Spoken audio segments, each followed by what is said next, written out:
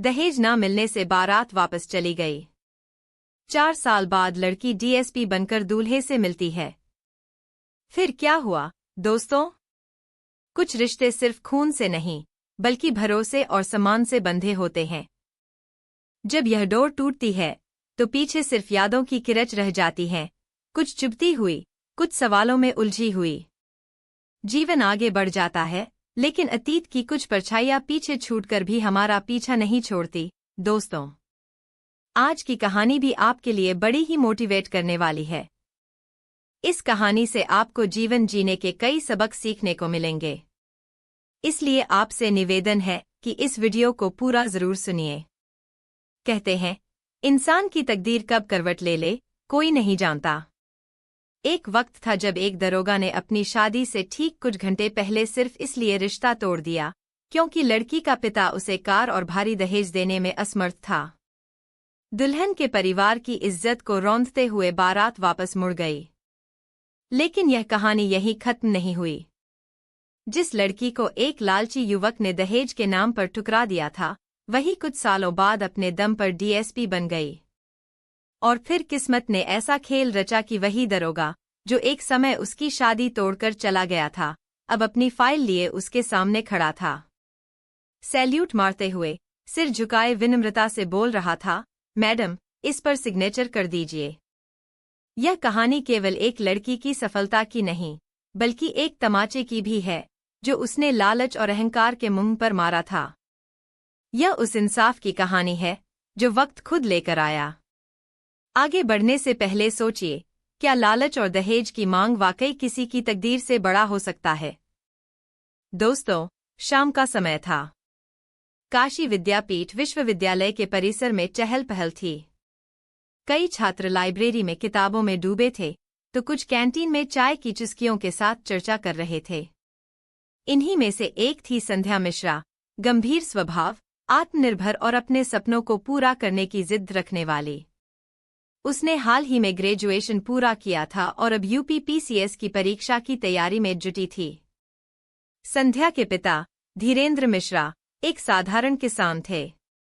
गांव में उनकी एक छोटी सी दुकान थी जिससे घर का खर्च चलता था। उनके पास थोड़ी बहुत खेत की जमीन भी थी, लेकिन उससे इतनी आमदनी नहीं होती थी कि परिवार की जरूरतें पूरी हो सकें। संध्या की 2 छोटी बहनें, संगीता और पूनम, भी ग्रेजुएशन कर रही थी और छोटा भाई अंकित अभी 10वीं कक्षा में था। पिता के दिल में हमेशा यह चिंता रहती थी कि उनकी बड़ी बेटी संध्या का घर जल्दी बस जाए ताकि बाकी बच्चों की जिम्मेदारी निभाने में आसानी हो। गांव में ही बात उठी कि पास के जिले गंगापुर का एक युवक, अविनाश शर्मा, भी प्रतियोगी परीक्षाओं की तैयारी कर रहा है। वह पढ़ाई में अच्छा था और कई बार परीक्षा भी दे चुका था। जब यह खबर संध्या के पिता को मिली तो उन्होंने सोचा, लड़का पढ़ा लिखा है, मेहनती है, और अगर सरकारी नौकरी लग गई तो मेरी बेटी का भविष्य सुरक्षित रहेगा। गांव में अक्सर लोग कहते थे, लड़की के लिए ऐसा रिश्ता आसानी से नहीं मिलता। एक दिन धीरेंद्र मिश्रा और उनके कुछ रिश्तेदारों ने अविनाश के परिवार से मुलाकात की। बातचीत में पता चला कि अविनाश इलाहाबाद में रहकर पढ़ाई कर रहा था। वह देखने में भी अच्छा था, पढ़ाई में तेज था और उसके अंदर आगे बढ़ने की ललक थी। जब पहली बार अविनाश ने संध्या को देखा तो उसे वह पसंद आ गई। पर संध्या ने इस रिश्ते के लिए तुरंत हामी नहीं भरी। उसके सपने बड़े थे, वह खुद अफसर बनना चाहती थी। वह चाहती थी कि पहले वह अपने पैरों पर खड़ी हो, फिर शादी के बारे में सोचे। लेकिन पिता की चिंता और परिवार की जिम्मेदारियों को देखकर वह चुप रह गई। घर वालों ने जब उसे समझाया कि बेटा, लड़का पढ़ा लिखा है, तुम्हें कोई परेशानी नहीं होगी, तुम चाहो तो शादी के बाद भी अपनी तैयारी जारी रख सकती हो, तो संध्या ने मन मारकर हाँ कर दी। कुछ ही दिनों में रिश्ता पक्का हो गया। दोनों परिवारों ने शादी की तारीख भी तय कर दी। रिश्तेदारों और गांव वालों को जब यह खबर मिली तो सभी ने धीरेंद्र मिश्रा को बधाइयां देनी शुरू कर दी। बधाई हो मिश्रा जी, आपकी बेटी तो राज करेगी, अफसर के घर जाएगी। इधर संध्या भी धीरे धीरे इस रिश्ते को स्वीकार कर चुकी थी। उसे लगने लगा था अविनाश एक अच्छा इंसान है और पढ़ाई में भी मेहनती है। वह सोच रही थी कि शादी के बाद भी दोनों साथ रहकर प्रतियोगी परीक्षाओं की तैयारी कर सकते हैं। लेकिन शायद किस्मत ने कुछ और ही तय कर रखा था। शादी की तैयारियां शुरू हो चुकी थीं। परिवार वाले गहने, कपड़े और बाकी चीजों की खरीदारी में जुट गए थे। संध्या अब भी अपनी पढ़ाई जारी रखे हुए थी, लेकिन इसी बीच एक बड़ी खबर आई। अविनाश का यूपी पुलिस में सब इंस्पेक्टर एसआई के पद पर चयन हो गया। यह खबर मिलते ही अविनाश के घर में खुशियों का माहौल बन गया। उसकी मां शारदा देवी खुशी से फूली नहीं समा रही थीं। पूरे गांव में यह खबर फैल गई कि अविनाश अब दरोगा बन गया है। अरे, अब तो संध्या सच में राज करेगी। अब वह एक दरोगा की पत्नी बनेगी। इस खबर से संध्या के परिवार में भी खुशी की लहर दौड़ गई। धीरेंद्र मिश्रा ने राहत की सांस ली और सोचा, अब मेरी बेटी के भविष्य की चिंता खत्म। सरकारी नौकरी मिलते ही जिंदगी आसान हो जाएगी। शुरुआत में सब कुछ ठीक चल रहा था, लेकिन धीरे धीरे अविनाश और उसके परिवार की सोच बदलने लगी। अब वे खुद को अधिक योग्य समझने लगे थे। हमारा बेटा अब सरकारी अफसर बन गया है। उसकी शादी तो अब और भी अच्छे घर में हो सकती है। इस बदलाव ने धीरे धीरे उनकी सोच को लालच की तरफ मोड़ दिया। अब वे इस रिश्ते को फायदे का सौदा समझने लगे थे। शादी से पहले जो लोग खुद को साधारण और संस्कारी बताते थे, अब उन्हें दहेज और गाड़ी की चाह होने लगी थी। वे भूल गए कि संध्या भी अफसर बनने के लिए दिन रात मेहनत कर रही थी। वे यह नहीं सोच पाए कि जिस लड़की को वे ठुकराने वाले थे, वही एक दिन उनकी दुनिया हिला सकती है।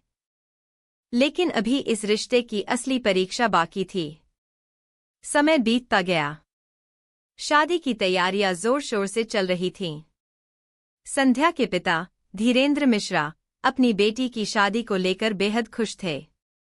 उन्होंने पूरे गांव में मिठाइयां बंटवाईं, रिश्तेदारों को न्योता दिया और शादी के कार्ड छपवाने की तैयारियां शुरू कर दीं। अविनाश के घर में भी खुशी का माहौल था। उनके घर वाले गर्व से कहते फिर रहे थे, अब हमारा बेटा दरोगा बन गया है। आस पड़ोस के लोग बधाइयां देने आ रहे थे। लेकिन इस खुशी के बीच एक अजीब सी हलचल भी थी। जब से अविनाश का यूपी पुलिस में सब इंस्पेक्टर एसआई के पद पर चयन हुआ था, तब से ही उसके परिवार की मानसिकता बदलने लगी थी। पहले जो लोग इस रिश्ते को सामान्य विवाह की तरह देख रहे थे, अब उन्हें इसमें फायदा नजर आने लगा था। गांव में अक्सर चर्चाएं होती थीं। अरे, अविनाश अब सरकारी अफसर बन गया है। उसे तो अच्छी खासी रकम और कार मिलनी चाहिए। रिश्तेदार और जान पहचान वाले लोग उसके परिवार को उकसाने लगे। अब तुम्हारे पास मौके बहुत हैं। लड़का अफसर है, कोई भी बड़ा घर उसे हाथों हाथ ले लेगा। इतने अच्छे रिश्ते आ रहे हैं, फिर इस शादी की क्या जरूरत। धीरे धीरे ये बातें अविनाश के पिता रमाकांत शर्मा और बड़े भाई अजय शर्मा के मन में घर करने लगीं। उन्हें लगने लगा कि अगर दूसरे लोग इतनी बड़ी रकम और महंगी कार ऑफर कर रहे हैं, तो हम अपनी बहू से क्यों न यही मांगे। एक शाम जब धीरेंद्र मिश्रा अपनी दुकान पर बैठे थे, तभी रमाकांत शर्मा और अजय शर्मा वहां आए।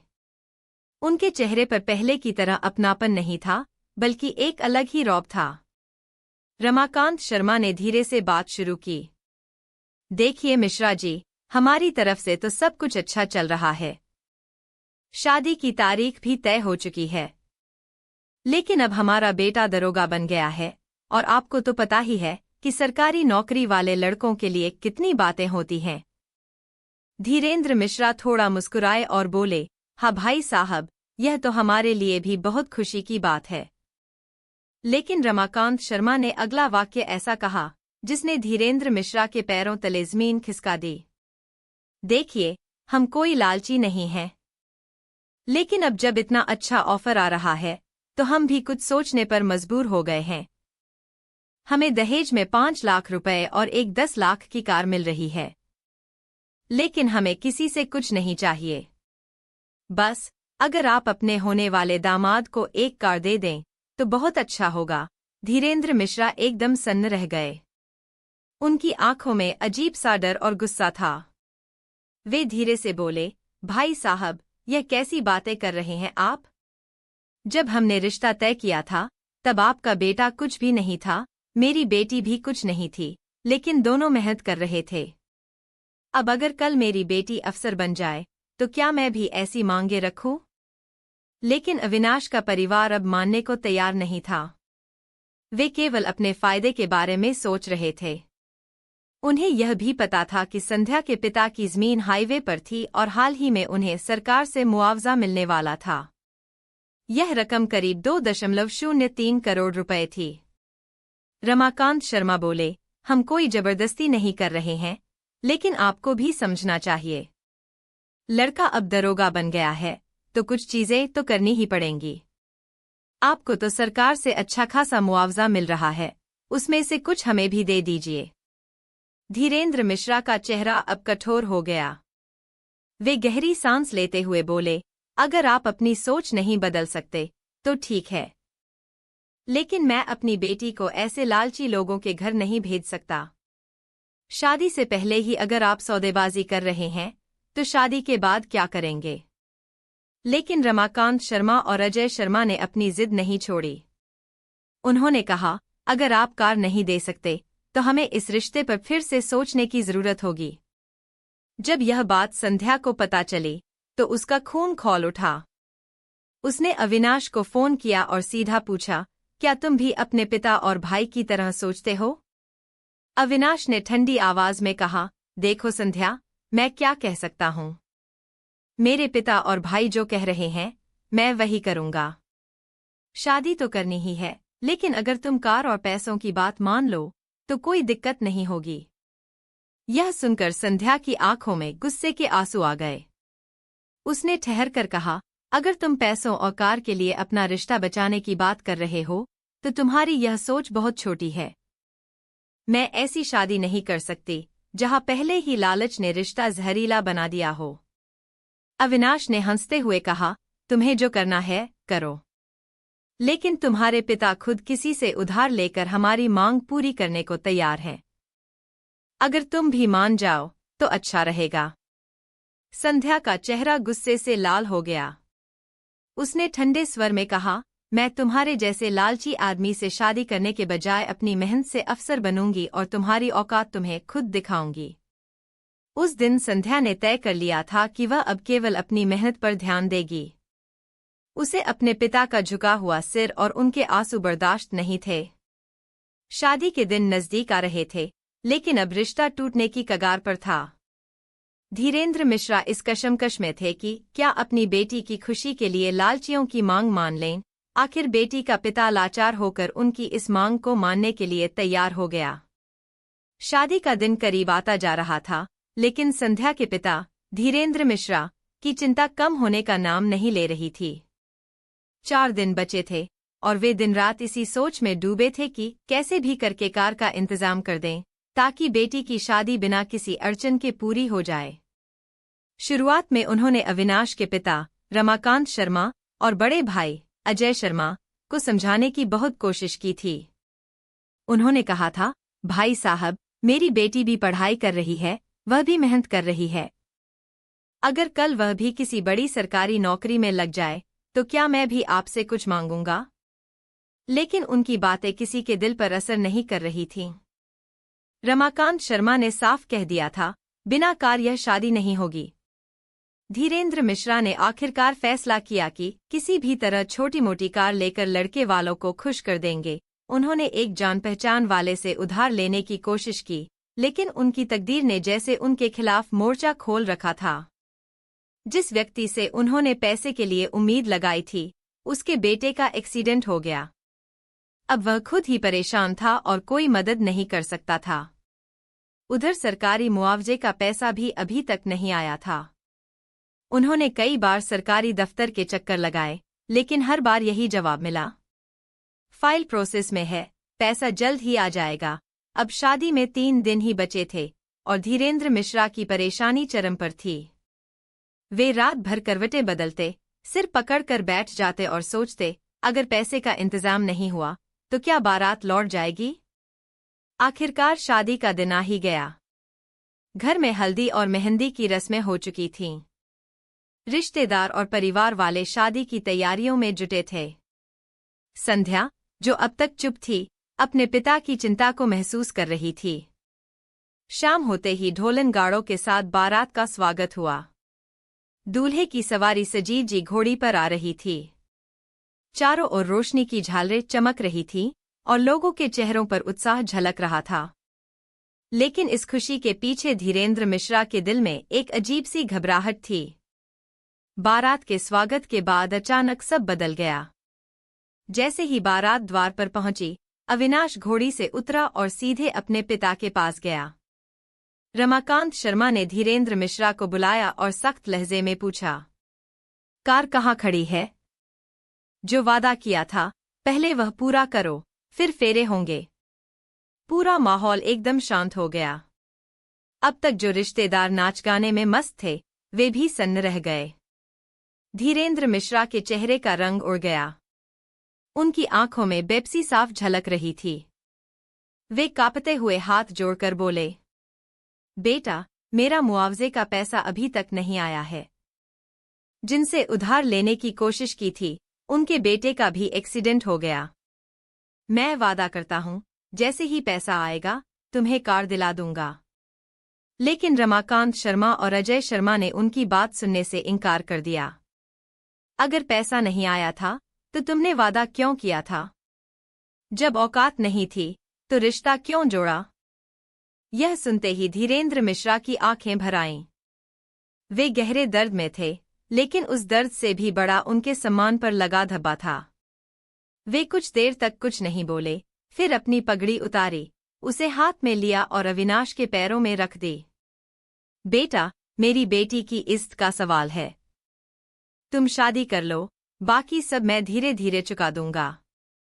इधर यह सब देखकर संध्या का खून खौल उठा। उसने कभी सोचा भी नहीं था कि उसका पिता, जिसने सारी जिंदगी अपनी इज्जत बचाई थी, आज किसी के पैरों में अपनी पगड़ी रखेगा। इधर बारात का शोरगुल अब शांत हो चुका था। नाच गाने की धुनें अब किसी अनसुने कोने में खो गई थीं। जैसे ही अविनाश और उसके पिता, रमाकांत शर्मा, को पता चला कि कार का इंतजाम नहीं हो पाया, उनके चेहरे पर गुस्से की लकीरें गहरी हो गईं। अविनाश, जो अभी कुछ ही दिन पहले दरोगा बना था, अपनी अकड़ में पिता के साथ खड़ा हुआ और ऊंची आवाज में बोला, मेरा बेटा दरोगा है, और आपकी हिम्मत कैसे हुई बिना दहेज के शादी करने की? जब औकात नहीं थी, तो वादा क्यों किया? धीरेन्द्र मिश्रा की आंखों में दर्द छलक आया।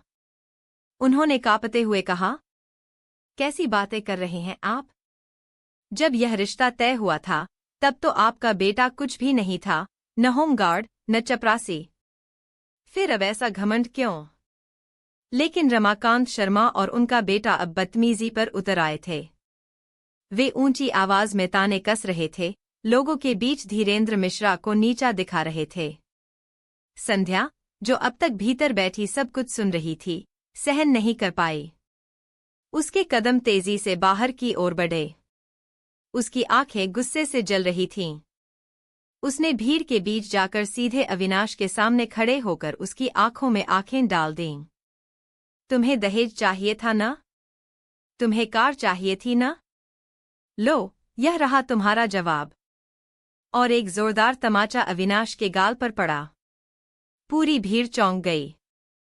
ढोलक की आवाज थम गई। बारातियों के बीच एक सन्नाटा छा गया। अविनाश अचकिचाकर पीछे हट गया। उसने कभी सपने में भी नहीं सोचा था कि जिस लड़की को वह अपमानित कर रहा था, वह उसे सबके सामने थप्पड़ मार देगी। संध्या ने कड़क आवाज में कहा, तुम अपने दरोगा होने का घमंड अपने घर रखो। जो कानून का रक्षक होता है, वही अगर भक्षक बन जाए, तो उसे कानून का तमाचा मारना ही सही है। इसके बाद उसने एक पल की भी देरी नहीं की और मोबाइल निकालकर नंबर डायल करने लगी। अगर तुम यहाँ 1 मिनट और रुके, तो मैं अभी 100 नंबर डायल करूंगी। तुम्हारी नौकरी लगी भी नहीं और छूट भी जाएगी। इतना सुनते ही अविनाश और उसका परिवार हक्के बक्के रह गए। उनके चेहरे पर अपमान और डर के मिले जुले भाव थे। आसपास खड़े लोग आपस में कानाफूसी करने लगे। लड़की ने बिल्कुल सही किया। अरे, यह लड़का तो दहेज लोभी निकला। अच्छा हुआ जो रिश्ता तोड़ दिया। रमाकांत शर्मा, जिन्हें अब तक अपनी इज्जत सबसे ऊपर लग रही थी, अब चकनाचूर हो चुके थे। बारात, जो बड़े शान से आई थी, अब शर्म के साथ लौटने को मजबूर थी। अविनाश के रिश्तेदारों और बारातियों ने धीरे धीरे अपनी सजीजी पगड़ियां उतारनी शुरू कर दीं। जिन हाथों में ढोलन गाड़े थे, वे अब धीरे धीरे खामोश होकर बैलगाड़ियों और गाड़ियों की ओर बढ़ने लगे। धीरेन्द्र मिश्रा अब भी अंदर से टूट चुके थे। उनकी आंखों में आंसू थे। उन्होंने अपनी बेटी से कहा, बेटा, यह सब करने की क्या जरूरत थी? अब रिश्ता टूट गया। लोग क्या कहेंगे? लेकिन संध्या अब और भी मजबूत हो चुकी थी। उसने पिता के आंसू पोंछे और शांत स्वर में कहा, पापा, आप चिंता मत करो। शादी कोई सौदा नहीं होती जो पैसों के हिसाब से तय की जाए। आप इन्हें कुछ भी दे देते, फिर भी इनका लालच खत्म नहीं होता। धीरेन्द्र मिश्रा उसकी बात सुनकर चुप हो गए। पहली बार उन्हें एहसास हुआ कि उनकी बेटी कमजोर नहीं, बल्कि सबसे मजबूत थी। अब संध्या ने एक फैसला कर लिया था, अब दहेज के दम पर शादी नहीं करनी। अब मेरी मंजिल सिर्फ मेरी मेहनत है। इधर तमाचा खाने के बाद अविनाश की बारात तो लौट गई थी, लेकिन संध्या ने भी ठान लिया था कि अब उसकी जिंदगी सिर्फ अपने आत्मसम्मान और लक्ष्य के लिए होगी। उसने किताबों से दोस्ती कर ली, दिन रात मेहनत की और खुद को एक मजबूत महिला के रूप में ढालने में जुट गई। पिता धीरेन्द्र मिश्रा, जो कभी उसकी शादी को लेकर चिंतित रहते थे, अब बेटी की मेहनत देखकर आश्वस्त थे। उन्होंने अब दहेज के लिए झुकने के बजाय अपनी बेटी के सपनों को अपना संकल्प बना लिया। साल दर साल बीतते गए। पहला साल तैयारी में बीता, दूसरा साल और भी कठिनाइयों से भरा था। लेकिन तीसरे साल संध्या की मेहनत रंग लाई। जब यूपी पीसीएस का रिजल्ट आया, तो पूरे गांव में एक ही नाम गूंज रहा था, संध्या मिश्रा डीएसपी बनी है। जब धीरेन्द्र मिश्रा को यह खबर मिली, तो उनकी आंखों में गर्व के आंसू छलक पड़े। जिस बेटी को कुछ लालची लोगों ने ठुकरा दिया था, आज वही अफसर बन गई थी। गांव के हर कोने में इसी की चर्चा थी। देखा, लड़की हो तो ऐसी, जिसने दहेज लोभी को तमाचा मारकर खुद की तकदीर लिख दी। ट्रेनिंग पूरी होने के बाद संध्या की पहली पोस्टिंग उत्तर प्रदेश के शिवगढ़ जिले में हुई। संध्या अब एक सख्त और ईमानदार अधिकारी बन चुकी थी। हर हफ्ते महिलाओं की समस्याओं के लिए विशेष सुनवाई रखी जाती थी। एक दिन सुनवाई के दौरान कुछ महिलाएं रोती हुई आईं। उन्होंने बताया कि कुछ दबंगों ने उनके साथ जोर जबरदस्ती की, लेकिन थाने में रिपोर्ट लिखी नहीं जा रही। संध्या ने गंभीर स्वर में पूछा, थाने में कौन अधिकारी है जिसने शिकायत दर्ज नहीं की? महिलाओं ने जवाब दिया, मैडम, वहां चौकी इंचार्ज अविनाश शर्मा बैठे हैं, वे ही सुनवाई नहीं कर रहे। संध्या के चेहरे का रंग बदल गया। वही अविनाश, जिसने लालच में आकर रिश्ता तोड़ दिया था, आज भी अपनी वर्दी का गलत इस्तेमाल कर रहा था। संध्या ने तुरंत गाड़ी मंगवाई और ऑन द स्पॉट चौकी का निरीक्षण करने निकल पड़ी। दरवाजा जोर से खटखटाया गया। अंदर बैठे अविनाश को जैसे ही खबर मिली कि डीएसपी खुद आई है, उसके होश उड़ गए। वह हड़बड़ाकर कुर्सी से खड़ा हो गया। दरवाजा खुला और सामने वर्दी में डीएसपी संध्या मिश्रा खड़ी थी। अविनाश की आंखों के सामने वह पुराना दृश्य कौंध गया। वही लड़की जिसने उसकी बारात लौटाई थी, आज उसकी अधिकारी बनकर खड़ी थी। वह तुरंत सैल्यूट मारता है, लेकिन उसके माथे पर पसीना छलक रहा था। मैडम, हम इन्वेस्टिगेशन कर रहे थे। लेकिन संध्या की नजरें सीधे कमरे के अंदर गईं, जहां दबंग अपराधी आराम से बैठे थे। उनके सामने बियर की बोतलें रखी थीं। संध्या ने ठंडी आवाज में कहा, अच्छा, इन्वेस्टिगेशन कर रहे थे या पार्टी कर रहे थे? तुम्हें पता भी है कि यह कौन सी ड्यूटी कर रहे हो? अविनाश की हालत खराब हो चुकी थी। वह घबराते हुए सफाई देने लगा। नहीं मैडम, मैं तो बस लेकिन संध्या ने उसकी बात पूरी होने से पहले ही फाइल उठाई और कहा, तुम्हारी शिकायतें पिछले कई दिनों से आ रही थीं। लेकिन मुझे यह नहीं पता था कि यहाँ वही अविनाश है जिसने कभी दहेज के लिए रिश्ता तोड़ा था। अविनाश ने सफाई देने की कोशिश की, मैडम, आप गलत समझ रही हैं। मैं तो बस शादी करना चाहता था, लेकिन आप ही नहीं मानी। संध्या की आंखों में तिरस्कार झलक उठा। शादी करना चाहते थे या कार और दहेज का सौदा करना चाहते थे? मुझे कोई फर्क नहीं पड़ता कि तुम्हारी शादी हुई या नहीं, लेकिन अब तुम्हारी नौकरी भी बचना मुश्किल है। अविनाश की हालत पतली हो गई। उसने हाथ जोड़कर कहा, मैडम, मुझसे गलती हो गई। आप तो जानती हैं कि मैं। लेकिन संध्या ने कड़क लहजे में कहा, तुम फ्री में भी शादी के लिए कहो, तब भी मैं तुम्हें देखने तक को तैयार नहीं हूं। उसने तुरंत विभागीय कार्यवाही का आदेश देते हुए रिपोर्ट फाइल करने के निर्देश दिए। अब अविनाश को एहसास हो गया था कि जिस लड़की को उसने ठुकराया था, आज वही उसकी तकदीर लिखने वाली थी। संध्या के आदेश पर एक विस्तृत रिपोर्ट तैयार कर पुलिस मुख्यालय भेजी गई। इस रिपोर्ट में साफ साफ लिखा गया कि चौकी इंचार्ज अविनाश शर्मा भ्रष्टाचार में लिप्त है। वह अपराधियों की मदद कर रहा है और पीड़ितों को न्याय से वंचित कर रहा है। रिपोर्ट में यह भी उल्लेख किया गया कि आरोपियों को बचाने के लिए इस अधिकारी ने जानबूझकर शिकायत दर्ज नहीं की। ऐसे अधिकारी को ड्यूटी पर बने रहने का कोई अधिकार नहीं है। जैसे ही रिपोर्ट मुख्यालय पहुंची, पुलिस विभाग में हलचल मच गई। अविनाश को तुरंत निलंबित करने की प्रक्रिया शुरू हो गई। यह खबर जंगल में आग की तरह फैल गई। अब अविनाश को समझ में आ गया था कि उसकी नौकरी पर संकट मंडरा रहा है। उसने आखिरकार अपना अहंकार छोड़ा और भागता हुआ संध्या के पिता धीरेन्द्र मिश्रा के घर पहुंचा। धीरेन्द्र मिश्रा, जो कभी उस रिश्ते को लेकर गर्व महसूस करते थे, आज उसी इंसान को अपने दरवाजे पर बेबस खड़ा देख रहे थे। अविनाश उनके सामने हाथ जोड़कर खड़ा हो गया और लगभग गिड़गिड़ाते हुए कहा, मिश्रा जी, मुझसे गलती हो गई। प्लीज, मेरी मदद कर दीजिए। मेरी नौकरी चली जाएगी। अगर आपने संध्या को मना लिया, तो शायद वह मेरी रिपोर्ट वापस ले लेगी। धीरेन्द्र मिश्रा ने एक गहरी सांस ली और दृढ़ स्वर में बोले, क्या तुमने उस दिन मेरी मदद की थी, जब मैं अपनी पगड़ी तुम्हारे पैरों में रखकर गिड़गिड़ा रहा था? जब मेरी बेटी की इज्जत का सवाल था, तब तुमने क्या किया था? आज तुम्हारी नौकरी का सवाल है, तो तुम दौड़े चले आए? उस दिन तुम्हारे पिता ने कहा था, जब औकात नहीं थी, तो रिश्ता क्यों किया? अब मैं तुमसे वही सवाल पूछता हूँ, जब ईमानदारी नहीं थी, तो पुलिस में नौकरी क्यों ली?